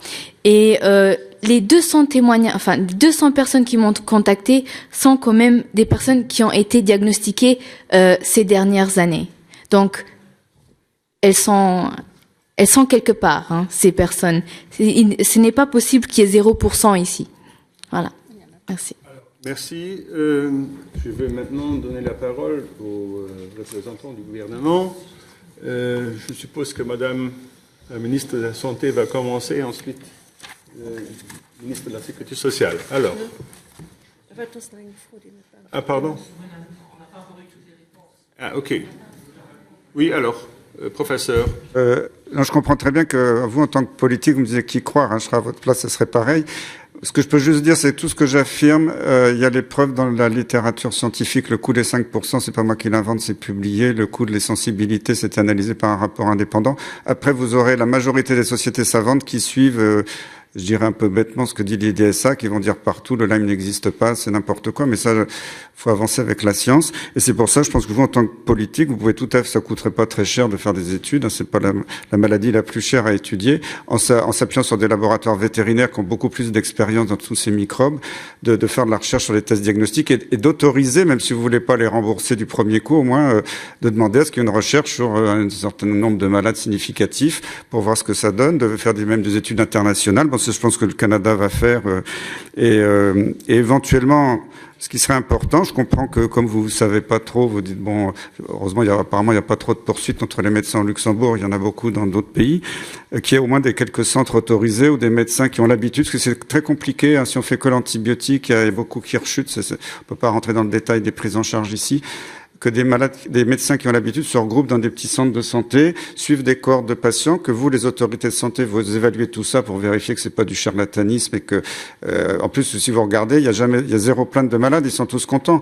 Tous ces traitements qu'on fait dans le monde entier, Corovit fait aux États-Unis, qui sont faits en Allemagne, que je fais, on améliore, on guérit 80% des patients.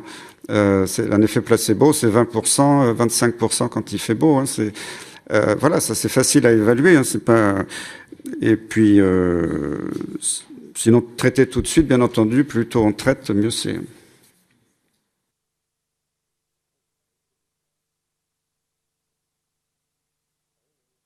Merci, Monsieur le Président, Madame la Présidente, chers collègues et surtout, Mesdames et Messieurs les pétitionnaires. Je voudrais d'abord vous remercier pour vos démarches, pour vos explications, mais aussi pour les documents que vous avez mis à notre disposition et qui nous fournissent vraiment la preuve, l'évidence qu'il s'agit d'un sujet très très complexe et aussi en partie très controversé. Selon des études qui ont été effectuées au Luxembourg, nous estimons qu'environ 16% des tiques au Luxembourg sont porteuses de cette bactérie. Vous avez aussi beaucoup parlé des différents stades de la maladie qui peuvent exister. J'aimerais souligner que pour la plupart des cas, la maladie n'évolue pas. Donc, le nombre des cas qui évoluent sont quand même petits, ce qui ne change rien au fait que ceux qui sont concernés ont vraiment à parcourir un parcours de galère. Les différents stades, puisque vous les avez tous présentés, je ne vais pas les répéter, ce qui rend encore plus difficile toute l'évolution de la maladie. C'est que parfois les différentes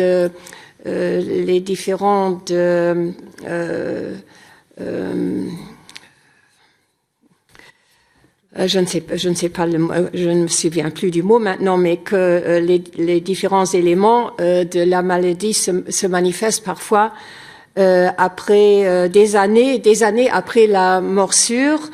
Normalement, la maladie est traitable par une thérapie antibiotique. Vous l'avez soulevé également dans les 3 stades, puisqu'on parle de 3 stades, et dans de rares cas, et c'est en fait de ces cas que nous parlons, le traitement, même s'il a été répété à plusieurs reprises, n'a pas les effets désirés.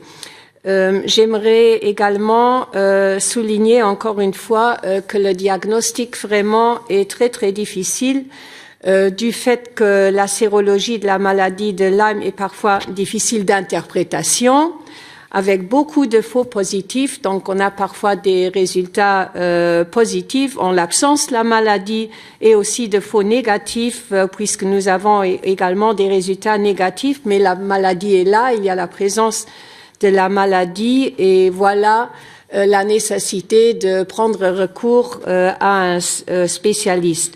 Bon, tout ce qui est de la discussion autour de la maladie de Lyme chronique, c'est un concept controversé.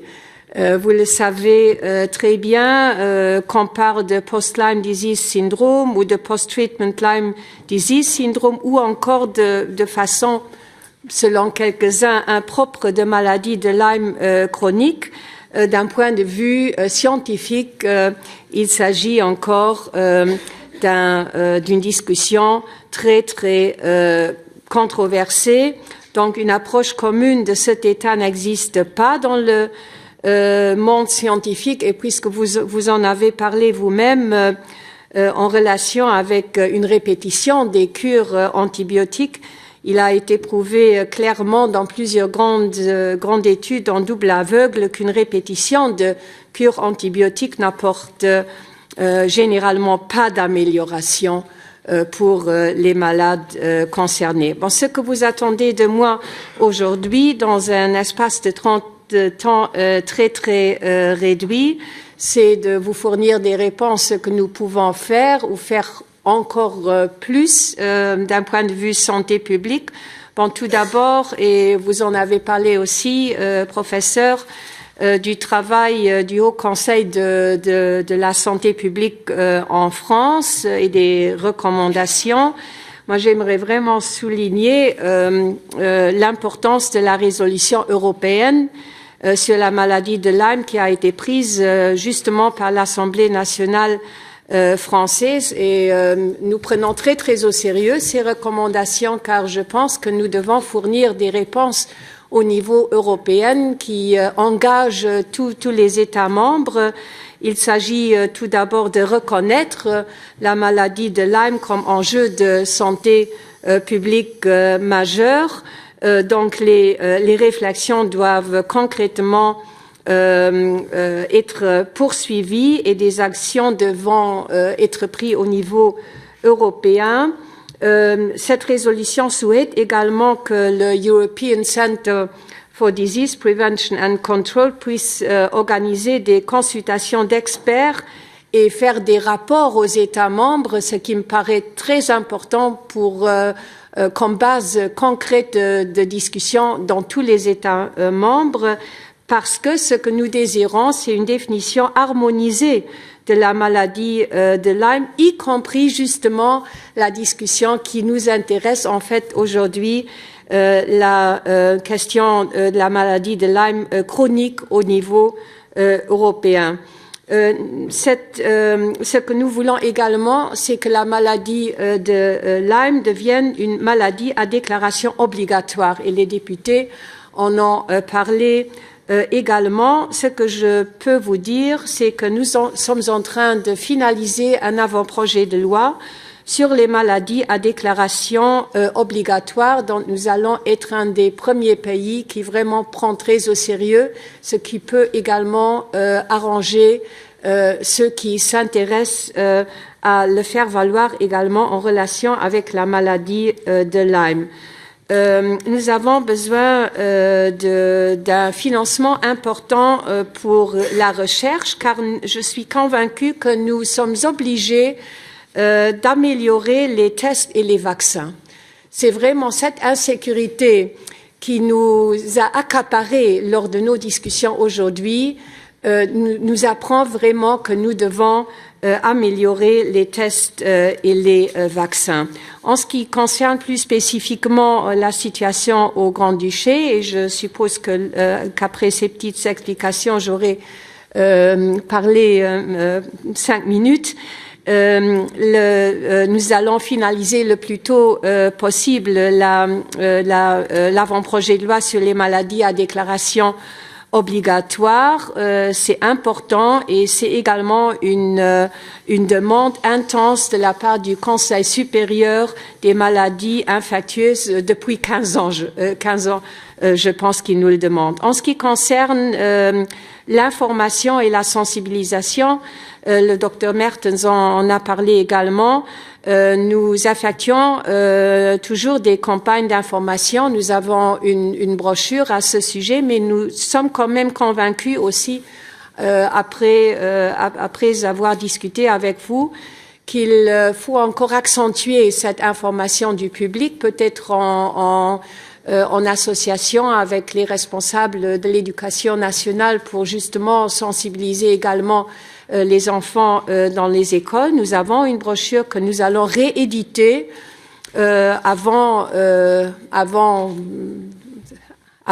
le printemps où la saison des TIC va de nouveau commencer.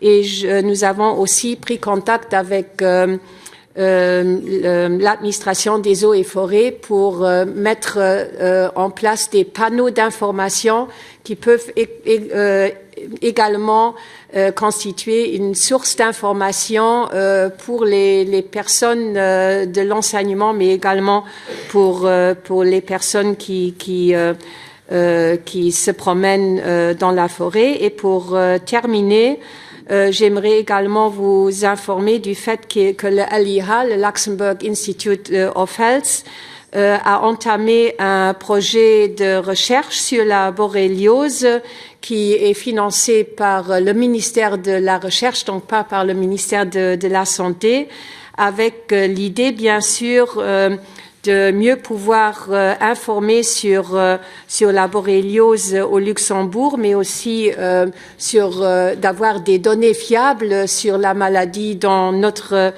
pays, mais également et encore dans l'optique de pouvoir développer des tests de diagnostic plus performants et plus fiables pour justement éviter ce genre de parcours que vous étiez obligé de faire, vous venez de nous l'expliquer.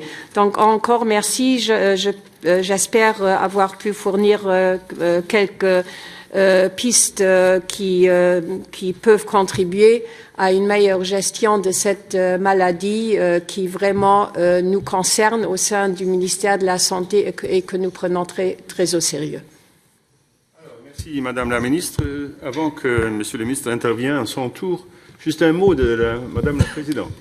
Oui, merci beaucoup Monsieur le Président. Je voulais juste rendre attentif au fait qu'il existe une association luxembourgeoise de borréliose de Lyme, une ASBL qui est vraiment très très active. Je suis pas peu fière de vous signaler que cette association a son siège dans ma commune, c'est pour ça que je la connais très très bien. En ich gif dürfir auch gerne alle guten Kollegen an alle gute Gemengeresponsable invitieren, sich zu adherieren op lbl.lu. Das wie gesagt eine Association, die ganz aktiv ist.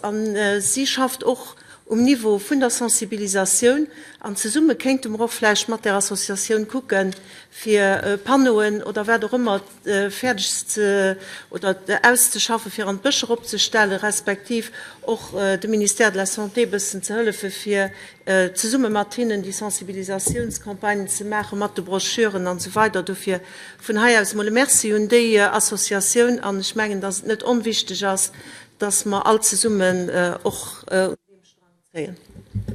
Merci dafür, David Romain Schneider, Minister von der Sécurité sociale. Merci, Herr Präsident, meine Herren Präsidenten, Madame Präsidentin, Mesdames, Monsieur le Professeur également et signataire de la pétition, chers membres de la Chambre des députés. Bon, pour moi, tout d'abord, je veux également vous remercier pour avoir mis cette pétition non seulement en marche, mais également avoir eu cette discussion ici, parce que je crois vos cas et surtout vos parcours ont montré les difficultés qui peuvent en découler.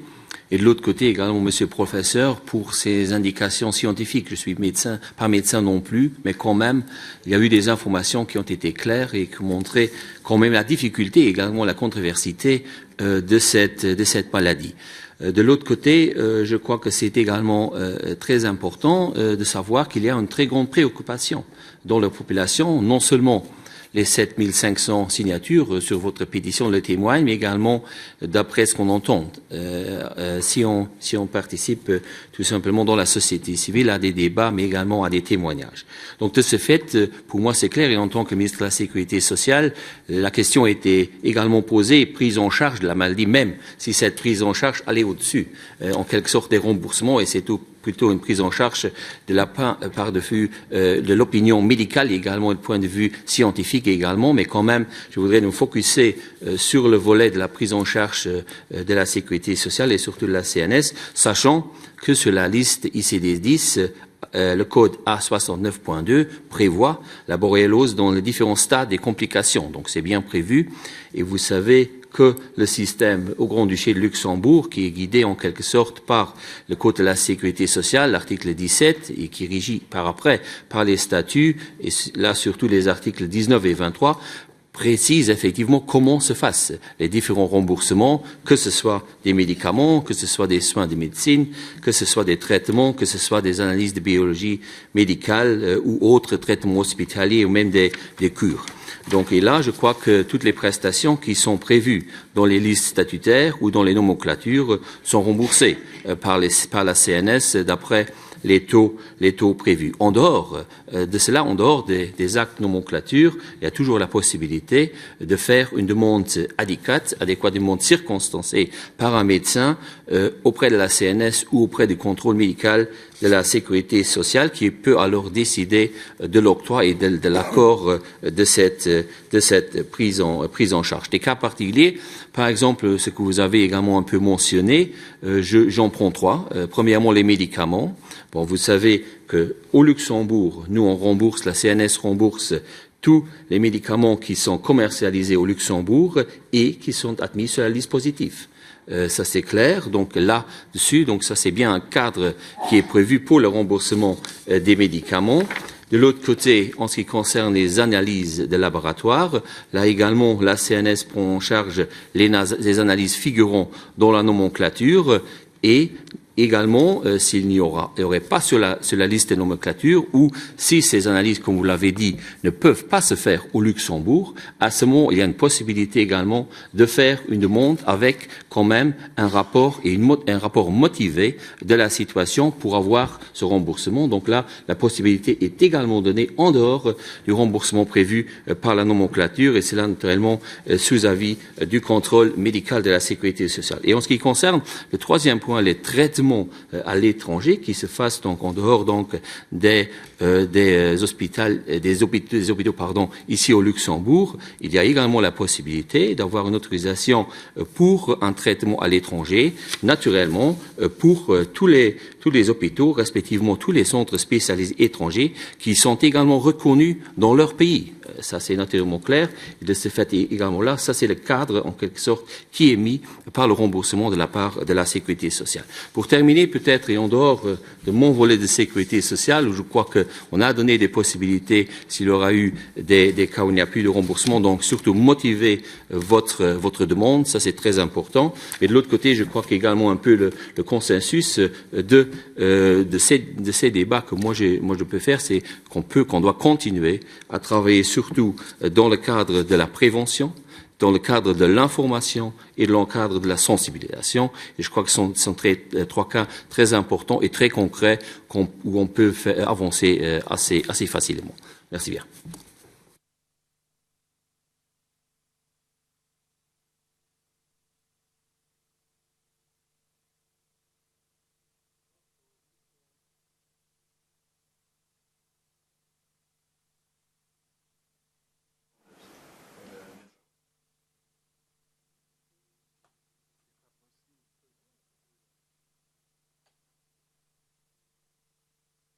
Ich wollte direkt dem Dr. Poli gehen, weil noch nicht gelesen hat, wird wird schätzen. Merci.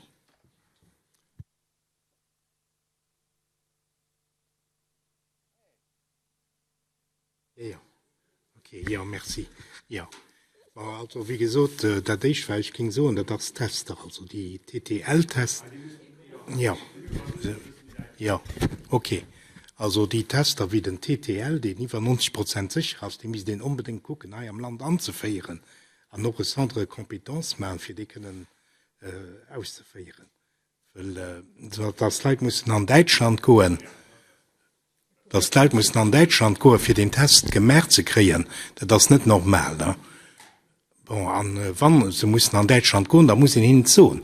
Verleiget effektiv systematisch Elisa gemerk se go meinen Hausdoktor gefrot fir extra abzuschreifen zusätzliche Westernblot, wie wann Elisa negativ was wann hin Bakterie kennt, die verspannen direkt an den Zellen an dann fënnt den Immunsystem se net mehr an da mischt noch kein Ofierstoff an das automatisch Elisa negativ mit der Mä sie net mehr. Das steht einfach do le Test na PITF, da sind sie fertig.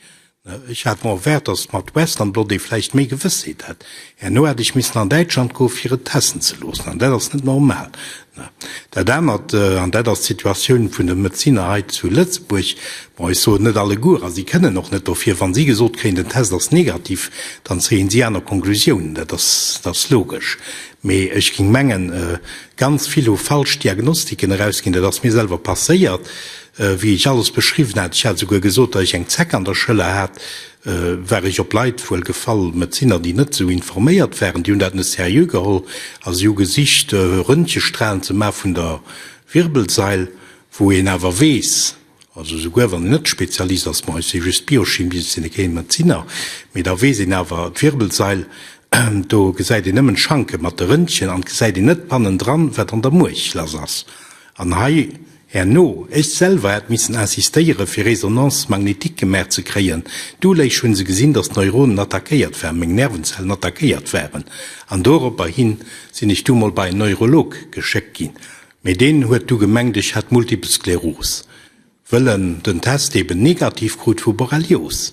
Bis ich an Deutschland gange sinn, an doen se direkt raus von 2 Borrelian an voilà, dat wird Resultat. Also ich frage mich, wann gewisse Mediziner net alle sind noch gut do, me war gewisse Mediziner net do courant sind, wie kann es sein, dass die sich net weiterbilden, fir wenigstens zu envisagieren, dass dat kind eng Möglichkeit sinn, wie kann es sein, dass sie immer nimmer Röntgen proposieren, nie Resonanzmagnetik, wann Verdacht robust das Mulch attackiert, dass net nimmen Schranken, die vielleicht krumm sind. Aber wie kann es sein, dass ich muss an Deutschland go für einen Test gemerkt kriegen, die 90% sicher ist, den an USA laufend gemerkt, dann net bei Eis. Voilà. Und als dat verzieh auch so, dass sie mis de Centre Kompetenz kreen, wo die Tester auch hier am Land gegen gemerkt gehen, dass Doktoren die richtigen Informationen kreieren, an dem muss natürlich formiert sein, a wisse wat für Treatment. Weil Antibiotik geht auch nicht immer durch. Den Professor Perron sagt, Antibiotik, ça ne suffit pas. Il faut d'autres traitements en plus. Voilà. Ja. Ich gif dann proposéieren, dat mar lo an het Eis sinn, fir Dich man enke Merci fir d'Engagement, Madame Silva fir Heigewicht ze sinn mat Ären Leiit, d'Engagement fir eng méier eng besser Prise en charge vun der Maladie de Lyme. Ich gebe ich 4 Stunden, dass du Bause wert, wie gesagt, wir sitzen noch ein bisschen bei Ihnen, 4 über Konklusionen zu schwätzen, zu dem Sujet von Haut der Mittag. Ich gebe auch beten, dass die Leute als Visiteuren das all verlosen, dasselbe gilt für 4 Journalisten, dass wir nach einer nicht öffentlicher Sitzung über die Konklusionen schwätzen. Merci. Merci auch dem Präsidenten. Just last word. Weil ma reproche gesinn hun vis-à-vis, je vais switcher en français, parce que d'un côté on a eu les reproches concernant des tests avec des faux négatifs. Vous savez qu'il y a aussi une discussion sur les autres tests auxquels on reproche des faux positifs, et je suggérerais que la discussion continue entre experts pour faire la juste part des choses. Je voudrais vous remercier très sincèrement d'avoir relancé la discussion, et nous allons faire de notre mieux pour épargner le parcours du combattant au plus possible de nos concitoyens. Merci beaucoup, et nous allons rester me bleiben im Ball. Voilà, du mat geht da noch das Iwerdrohung benennen, wie gesagt, Chamberkommissionen, net sind der jo 3 Petitionen, Gesundheit an Securité sozial. Deputéiert Membre vun die Kommissionune bleiwen nach in Amendlo am Saal sitzen, diskutieren a wie Klohanzonen dieren an wat Konklusionen sinn, wann da gezugin. Mussen da net lo unbedingt gezugin kann noch sinn, zum Beispiel das gesot get mir ginnrä an Fraktionen an konzertieren ist rich dann enkeier. Wann erwer Konklusion haut schon gezun sollte gin, dann könnt auch im Internet sieht vun der Chamber no lese wie eng dat wären sobald se gezu gisinn.